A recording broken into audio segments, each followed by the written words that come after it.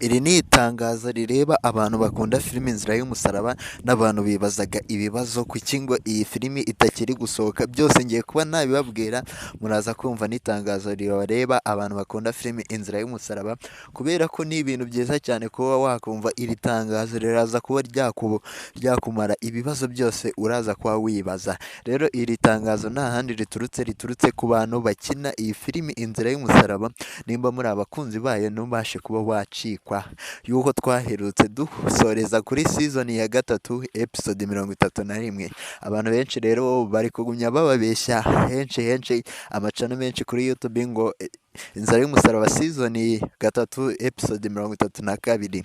Ndagira ngo mumare impungenge ko iyi episode 32 itarasohoka.